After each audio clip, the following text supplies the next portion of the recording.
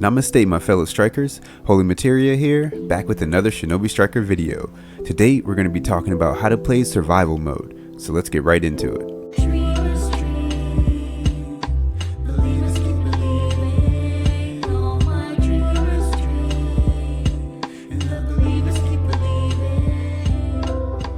Okay, so in this one we're going to be going over the rules and how the point system works, and then talking about some advice for how to play the game mode based on those rules. So yeah, let's start off with the point system because it's a little bit confusing. At least to me, it's always been confusing, and they've changed the point system since it first came out. So yeah, let's get an updated point system. Actually, my very first video where I did commentary was about the point system in survival mode, but it was based on the old point system. So now I'm going to update it in this one. Okay, so let's start with the simplest thing. So you get points for survival, and for every second that you're alive you get 1 point. So it's just a 1-to-1. Each second you get a point for surviving. And then there's continuous survival, and this one is a little bit more complicated.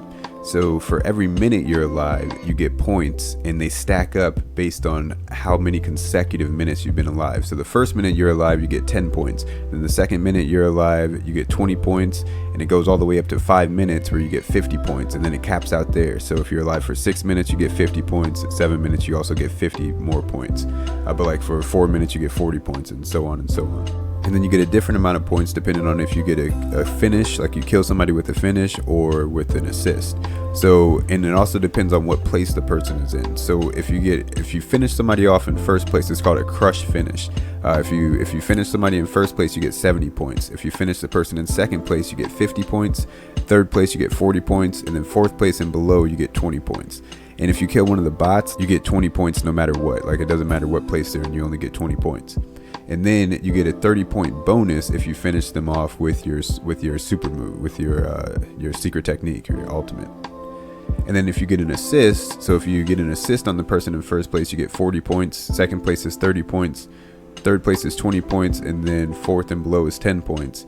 And then the bots are always 10 points for an assist no matter what place they're in. So it's really important like who you go for, because the people who aren't placed, they don't really matter that much. You won't get many points for them. And also at the beginning of the match, it doesn't matter until they get like the little first, second, or third icon next to their name. So at the beginning, like the person that's at the top, they're not really in first place. So the points don't really matter like that until they get that icon. So like for example, if you kill the person in first place with your super move, then you get 100 points, because you get that 70 points for finishing the person in first place, and then 30 points for the bonus for using your ultimate.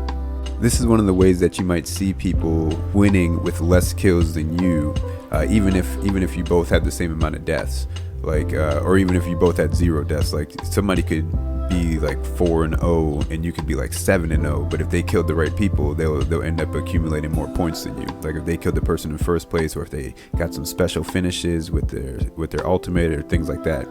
So that's why it's not just about like how many kills you get. It's also, you have to be strategic about who you go after. So yeah, so now that we know the rules, let's look at like how to play this game mode because of these rules. So for one thing, survival is very, very important. It's maybe more important than getting kills. It's more important to get those continuous survival points, and even the normal survival points. So let's talk about the normal survival points first.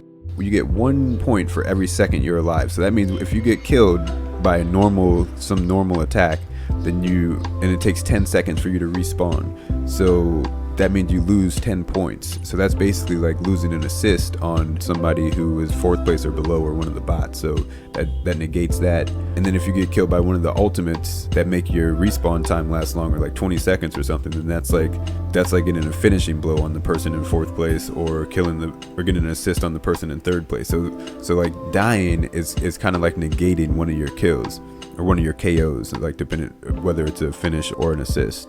So even losing your normal survival points from dying is important. But when it comes to the continuous survival, it's even more important, because the clock doesn't depend on the game mode clock. It depends on when you die. So like, let's say you survived for 1 minute and 10 seconds. So you get that first continuous survival bonus of 10 points. And then somebody kills you at 1 minute and 10. And then you respawn at 1 minute 20. So then your clock resets again, and then if you survive until 2 minutes and 20 seconds, then you'll get 10 points again. So it resets. So like if you survive for 4 minutes and you get 40 points and then you die, when you come back, if you survive for another minute after that, it goes back to 10 points. So you're losing out on so many points every time that continuous survival gets reset. And the people that are living, that are going undefeated, they get so many more points because they start getting 50 points at 5 minutes, and then 50 more at 6 minutes, and then if it goes the full 7 minutes, then they get another 50 points at the end. So sometimes it's more important to just survive than it is to get kills. So like if you're in a situation where like you could get a kill but you're gonna get yourself killed too, it's more important to just let that kill go and maybe get an assist, or even not get an assist or a kill, and just make sure you survive.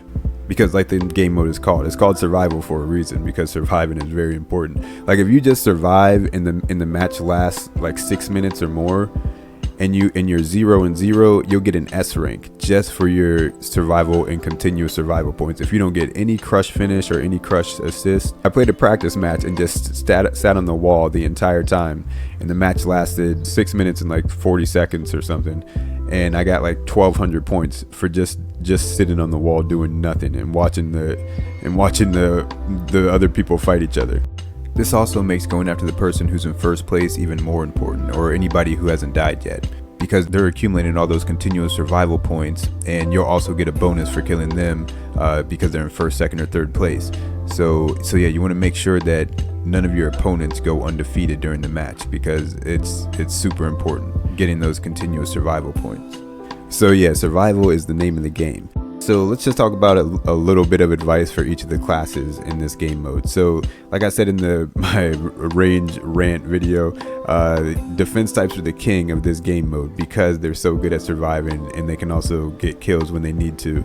I would say that attack types are the next best because they're so good at killing people, but they also have builds where they can keep themselves alive, like where they can heal themselves.